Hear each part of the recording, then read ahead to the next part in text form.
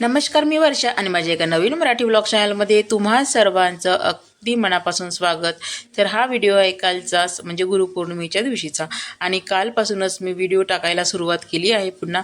आणि मी माझ्या चॅनलचं नाव पण चेंज केलं आहे. तर माझ्या चॅनलचं नाव आहे संसार माझा रे किते, हे असं चॅनलचं नाव ठेवलं आहे मी. जुनं नाव होतं ते चेंज केलं आहे, कारण जवळजवळ 3-4 ते 5 महिने वगैरे झाले असेल मी काही व्हिडिओ टाकले नाही आहे. त्यामुळे म्हटलं चला गुरुपौर्णिमेपासून छान अशी सुरुवात करूया, म्हणून कालचा पहिला व्हिडिओ मी छोटासा अगदी शेअर केला आहे. आणि त्यानंतरच मग मी आता ह्या व्हिडिओची शूटिंग केली होती. तर चला, काल होती गुरुपौर्णिमा, त्यामुळे प्रत्येकाच्या घरी म्हणा किंवा ज्यांनी गुरु केला आहे त्यांच्याकडे कोणती ना कोणती छोटी मोठी तरी पूजा असतेच. परंतु मी तर गजानन महाराजांनाच गुरु मानला आहे, त्यामुळे मी पण छान अशी पूजा करून घेतली. सर्व देवांची देव स्वच्छ करून घेतले, देवघर स्वच्छ केलं आणि त्यानंतर पूजा केली. तर गुरु करावा की नाही करावा हे प्रत्येकी आपल्या मनावर अवलंबून असतं. पूजा झाल्यानंतर आता चालले होते मंदिरमध्ये. तर वैष्णवीने आणि मी छान दोघींनी पुन्हा तयारी केली आणि आता चाललो आहे मंदिरमध्ये. तर सुरुवातीला गजानन महाराजांचंच दर्शन घ्यायचं असं ठरलं होतं आणि त्यानंतर मग साईबाबाच्या मंदिरात जायचं. त्यामुळे निघालो, परंतु पाऊस लागला होता, त्यामुळे मग कपडे धुतले होते तर आता ओले होईल म्हटलं कपडे, त्यामुळे मग पोर्चमध्येच दोरी बांधून घेतली आहे मी. तर तिथेच कपडे वाळू टाकले आणि आता आलो आहे गजानन मंदिरमध्ये. तर गजानन महाराजांचं आता कोणी म्हणतात नारळ ठेवून गुरुपद घ्यावं किंवा कसं, तर ते काही मला माहीत नाही, कारण माझ्या सासरकडे आणि माहेरकडे दोन्हीकडेही काही कोणीही गुरु केला नाही आहे. तर त्यामुळे मला काहीही माहीत नाही त्याबद्दल. तर मी आपली अशी साधी सरळ सोपी पूजा करते आणि फक्त महाराजांचं दर्शन घेतलं, नारळ अर्पण केलं, महाराजांचा छान असा आशीर्वाद घेतला आणि त्यानंतर चालले होते आता साई मंदिरमध्ये.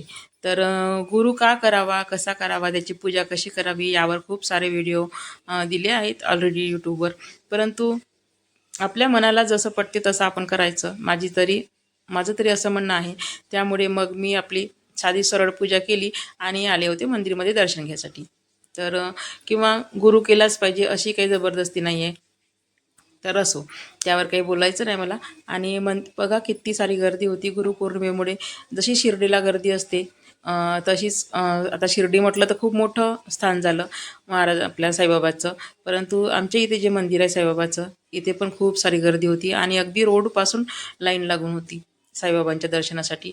जवळजवळ अर्धा पाऊण तास लागला आम्हाला. त्यामुळे लवकरच दर्शन झालं मंदिरात आणि त्यानंतर मग मी गेले दुकानामध्ये. तर कालच्या व्हिडिओमध्ये मी सांगितलं आहे की छोटंसं किराणा दुकान आहे, तर ते मी सांभाळते म्हणून. तर मग 2 वाजता काल माझं दुकान उघडलं. दुकानात 5:30 वाजेपर्यंत होती आणि त्यानंतर मग मी आले घरी. तर घरी आले तर महाराज होतेच मागे पुढे फिरत, म्हणजे कुत्रं बाई कोणाचं नाही, काही ठाऊक नाही मला. रोज दिसते, परंतु आज अचानक असं मागे मागे येत होतं. मी गाडीवरून जशी उतरली तशीच घरात पण नाही जाऊ दिलं मला आणि सारखं माझ्या मागे मागे येत होतं. मी गेट खुलं ठेवलं होतं तर ते आलं. तर म्हटलं जाऊ दे, आता आलं तर पोळी बघितली घरामध्ये, परंतु काही पोळी नव्हती. म्हणून मग काय केलं, बिस्किटचा पुडा होता तर तोच पुडा फोडला आणि मग त्याला खायसाठी दिलं. आणि त्यांनी छान आवडीनं खाल्ले पण. आता माहीत नाही त्याला भूक लागली होती काय, तर खाल्लं आणि तो तिथेच राहण्याचा प्रयत्न करत होता. परंतु कुत्रं पोसायचं असं काही माझी आता इच्छा नाही. आणि कारण अनुभव घेतला आम्ही कुत्र्याचा.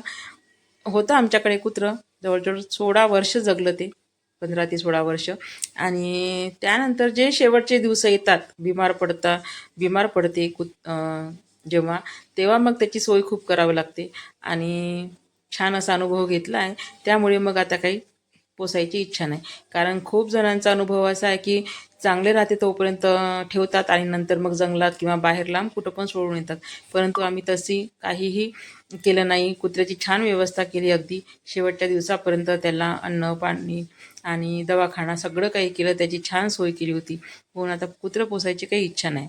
तर त्याला बिस्किट पोळा टाकल्यानंतर बाहेर ते निघून गेलं आणि नंतर मग मी हातपाय धुवून फ्रेश झाले, म्हणजे आंघोळ केली आणि त्यानंतर मग आता लागले स्वयंपाकाला. कारण आखाडीचा खण हा पहिला खण असतो आणि तो कुलदैवतेसाठी करावा लागतो म्हणून, आणि तो खण करायचा असतो.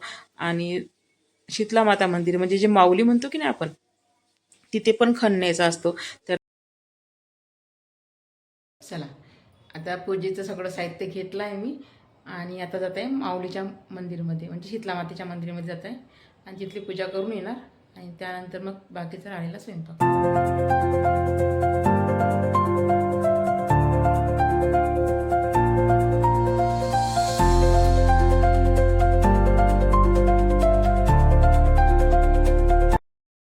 शीतला माता मंदिरमधून आली, राहिलेला स्वयंपाक केला आणि आता आलो आहे पालखी बघायसाठी.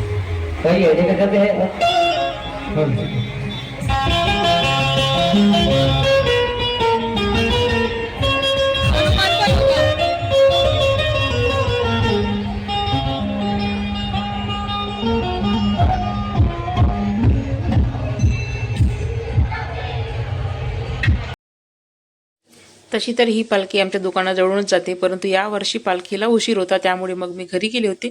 म्हणून पालखीचं दर्शन काही झालं नाही. म्हणून मग म्हटलं चला, तर स्वयंपाक झालाच आहे. तर 8:30 वाजले होते. म्हणून मग पुन्हा मार्केटमध्ये आलो.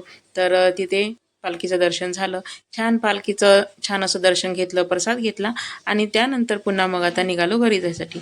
आणि इथे 2 पालख्या निघतात, एक साई मंदिरमधून, एक साई दरबारमधून. 2 मंदिर आहेत साईबाबांचे. छान पालखीचं दर्शन घेतलं आणि आता निघालो आहे घरी.